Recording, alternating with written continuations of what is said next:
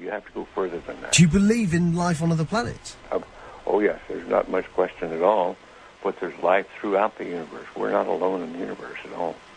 You're convinced that we're not alone in the universe? Oh, I know for sure we're not alone in the universe. Now, have we been able to identify for sure where the other planets are? No, we have not. Certainly not in our solar system. But they've identified quite a number of planets now that very likely could be life-bearing planets. And I happen to be privileged enough to have be in on the fact that we have been visited on this planet. And the UFO phenomenon is real, although it's been covered up by our governments for quite a long time. Whoa! Hang on a minute. Well, this is big. Whoa! All of this is quite a shock to me. Well, I'm sorry you haven't been reading the papers recently. It's starting to open up quite a bit. So you're telling me? Well, there's a lot of information to take on board. Hang on a minute. I mean, listen. I've heard crazy UFO nuts tell me this kind of thing before. I've never had Dr. Ed Mitchell, the sixth man to walk on the moon, a respected scientist in his own right, announce to me that we've been visited by aliens from other planets and that they definitely are out there. There's no debating it. Well, that's the first time you've ever talked to me, or I've told you about it before. So you believe in you believe the whole deal? There's more nonsense out there about this than there is real knowledge, but it is a real phenomenon, and there's quite a few of us it's been well covered up by all of our governments for the last 60 years or so, but slowly it leaks out, and some of us are privileged to have been briefed on some of it.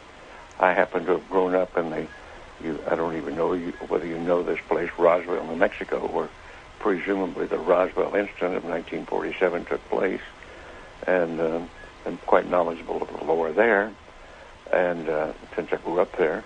But I've also been in military circles and intelligence circles that knows beneath the surface of what has been public knowledge that, yes, we have been visited. So, and be serious, you're not going to go, I was just pulling your leg about that. That's not true. I'm just wondering if I've stumbled upon astronaut humour, and in a couple of minutes you're going to go, I was only pulling your leg. No, I won't say that. Wow. So what? So you've been briefed on the fact that we've been visited. Well, I haven't briefed is one word for it. I have been involved in much of this work. No, it's not my main work. It's not my main interest. But I have been deeply involved in certain committees and certain research programs with very credible scientists and very intelligent people that do know the real inside story. And I am not hesitant to talk about it. What is the real inside story? Well, I've just been telling you. We have been visited. Are we in regular contact, or was it a one-off crash, or...? Well, no, there's quite a bit of contact going on. I can't tell you because I don't know all the extent of it. I don't know all the inside details because that isn't my really main interest. But the fact that we have been visited, the Roswell crash was real, and number of other contacts have been real and ongoing, is pretty well known to those of us who have been briefed and been close to the subject matter. So why is it being covered up then? Why is it that it's not mainstream? Well, the reason for that goes back to the main instance really started taking place after World War II, when in the United States, at least, I can't speak for the European governments or the South American governments, all of whom have recently started opening their files. And it's been open. This is starting to open up, and just read the internet or look at some of the press, international press. You'll start to get the stories that are coming out now. But I've had people on the show telling me that that the governments are mounting up towards disclosure, towards saying that this is the case. Do you think it will be the case that there will be an actual disclosure on this, maybe this year, that the governments will come out? I don't know whether it'll be this year in the United States, but certainly We've already had it in the last few years from the Belgian government, the French government, the Brazilian government, the Mexican government. They've opened their files and admitted that they had the files. Right, okay, let me get my head together. Okay, listen, here's what I know. I've had people on the show talking about the fact that the Catholic Church has said belief in life on other planets doesn't compromise your Catholicism. Of course, that just happened recently. Yeah. In association with a major release, I believe, of the British government, some of the British government files. They weren't their deepest files, but there were some files released. Yeah. What's happening is at the moment, over the next 4 years, all of the UFO files here in the UK are being released. Do you think it's the case that we are ramping up towards maybe the UK admitting? Well, I can't say how fast it's going to happen, but certainly the public awareness of it is increasing. The public acceptance is increasing. The amount of misinformation and covert and attempts to cover up seem to be decreasing. I think we're headed toward real disclosure, and there's some very serious organizations moving in that direction. You've had a long time to think about this. What do you think the impact will be on the world when it is finally mainstream news that there are alien beings that live outside this planet? Well, I think at this point it's probably ho-hum, so what's new? I think that certainly in the United States, there's well over 70% of the people now accept this as fact, although they do not know all the correct story. They do know that there has been, or accept the fact that there has been visitation and that there's UFOs in the skies all the time that are very likely alien craft.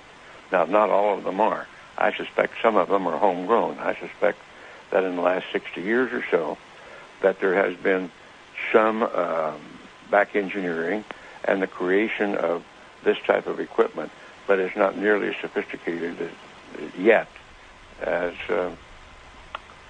what the apparent visitors have. So, as part of this, as part of you knowing about this, and also going public with it, are you worried for your own safety with this kind of stuff, or are you convinced that the no, I think those days are gone. That used to be a concern among the people on the inside, but I don't think they're knocking anybody off for that anymore or doing drastic things to them. What do you think the intent of the aliens is? Is it hostile or peaceful? No. It's not hostile. It's pretty obvious that if it were hostile, we'd have been gone by now. Really? I mean, what? We could have been. Wow. We had no defense, if that's what their real intent was. And what are we talking? What do they look like? Are we talking like, the traditional sort of... You've seen some of the pictures. The pictures that I know of, some of them are these little people that look strange to us. As far as I know from my contacts that have had contact, that's pretty accurate. Wow. Do you think other people who were involved in the moon landings know about this? Some of them do. But again, it's like other people. If you're interested enough to dig into it and want to know about it, you can know about it.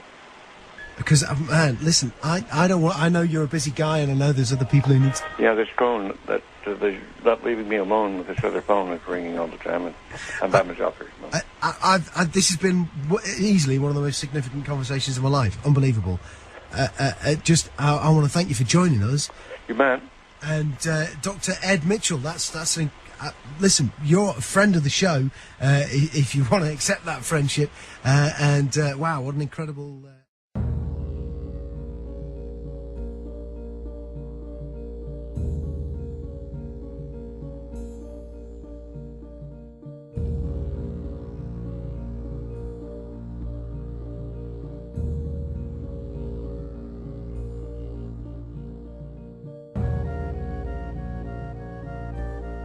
My own radar started picking up items going 3,000-4,000 miles an hour in this area. But I do remember speeds in excess of 4,000 to 5,000 miles an hour.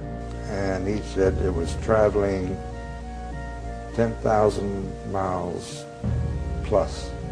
And they were going somewhere in the neighborhood of 11 to 14,000 miles an hour. They covered the distance from Columbus to Detroit in something like equivalent of about 20,000 miles an hour. And I heard a couple women there in the Air Force talking about aircraft flying in and out of the atmosphere in Mach 10 plus. It's not an infrequent occurrence out there. They happen quite often. There were probably 1,500 reported cases at that time. I have over 3,000 cases now. They estimated 100 yards from the left wing was this 100-foot disc. And the strength of the signal was as strong as the surface contact on the water of an aircraft carrier. This contact was huge. The size of these objects around 100 meters or greater. So it would go from 1 o'clock, 7 or 8 miles to 6, 7 o'clock, 7 or 8 miles inside of 4 or 5 seconds. You have to be moving pretty quickly. They could rise, just go straight up. They could do that, just seemed like instantaneous. Once they started moving, they went straight up, for a while, and then they went zap. Then it just sort of disappeared. It dematerialized. And left the atmosphere, just was gone. It just took off into space. It just left at high speed. He said, "You are never to speak of this again. As far as you're concerned, this never happened." And you never saw this, and I don't exist, and this situation never happened. I didn't want to look at it any longer than that because I felt that my life was in jeopardy. So I was beaten, literally hit in the ribs and pushed, and I was resisting. And I know Sergeant Bustinza was doing the same thing. Measures have been taken by agencies to terminate people who appear to be inconvenient or troublesome through knowing too much. A shadowy government with its own Air Force, its own Navy, its own fundraising mechanism, and the ability to pursue its own ideas of the national interest, free from all checks and balances, and free from the law itself. I am prepared to state that I have been at locations where craft of unknown origin that did not originate on the face of this planet was there. I am prepared to state that while I was there, we saw living, dead bodies of entities that were not born on this planet. My name is Dr. Stephen Greer. I am the director of the Disclosure Project, which is a project of the Center for the Study of Extraterrestrial Intelligence.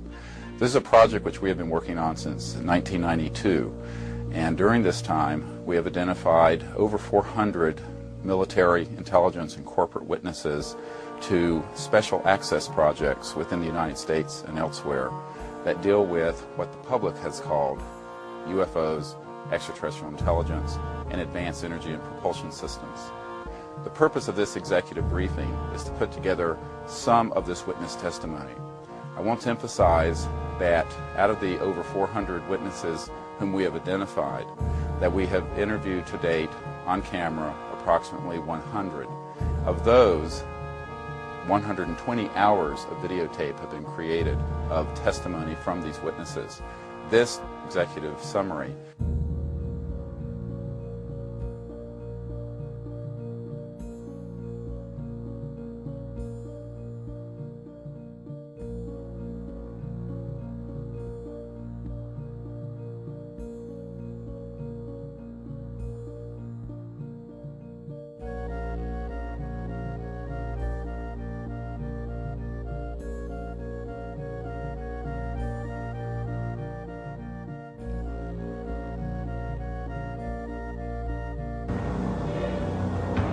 Strange lights, a sense of missing time, memories of unearthly beings.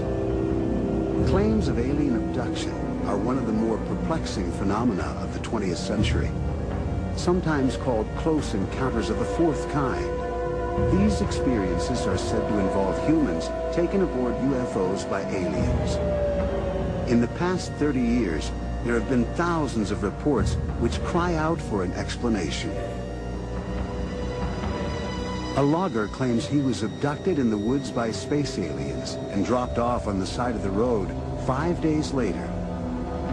A performer from New York City reports being carried onto a giant UFO while his fiancée sat paralyzed in the car. Under hypnosis, a couple remember watching in horror as small gray beings snatched their baby from her crib. And two horse breeders tell fantastic stories of their meetings with aliens ever since they were little girls. There is no evidence to substantiate any of these claims, but thousands of ordinary Americans tell remarkably similar stories. Some people say these are hoaxes. Others believe they are earnest delusions. But for the rest, it's one of the great mysteries of our times. So blown away by that I was kind of like catatonic for a while. These illustrations by crew boss Mike Rogers depict Travis's account of the events of the missing 5 days. Travis remembers waking up in the spaceship on a table in a sterile room, feeling tremendous pain in his upper body. Suddenly, he says, he was looking squarely into the faces of horrible creatures. It was the most terrifying sight of my life. They were sort of human-like in form, 2 arms and 2 legs, and like that, the human arrangement of features, but they were definitely not human. The eyes, they just seemed to look right into me. There was a sort of an indifference there that I found very frightening. Travis says he sat up, screaming at them to get away from him. He grabbed a nearby object and swung at the creatures who backed out of the room. I was screaming all sorts of threats at them, and I was prepared to, fight my way past them to escape. Travis describes being taken to a domed room that looked like a planetarium. When he pushed the buttons on a chair that seemed to be in the middle of space, he could see the stars. A human-like creature appeared and led him to another room where he encountered similar beings. He says he was eventually led out into a giant hangar that contains smaller spacecraft. My God, he remembers thinking, the sweet Earth could be millions of miles away.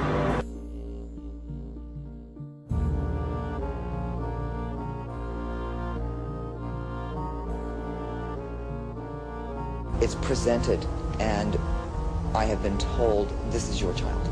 It looks like a cross between human and them. I don't feel like it's mine. I don't relate to it.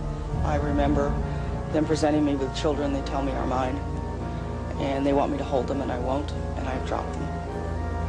Both skeptics and believers wonder why extraterrestrials would so aggressively manipulate the lives of Beth and Anna. Anna says she has seen visions of the destruction of the Earth by earthquakes, windstorms, and fires. She says the aliens have her in intense training to learn to fly alien spacecraft, and assumes this training will enable her to leave the planet if these terrible times come to pass. This is where I at least feel I get to pilot the ship. People are physically missing from their normal environment. Police have been called, search parties have been sent out, distraught mothers have been in hysterics, where's my children? All of this is part of the abduction phenomenon. And not only that, people come back with unusual marks on their bodies and scars on their bodies that weren't there literally the day before or an hour before.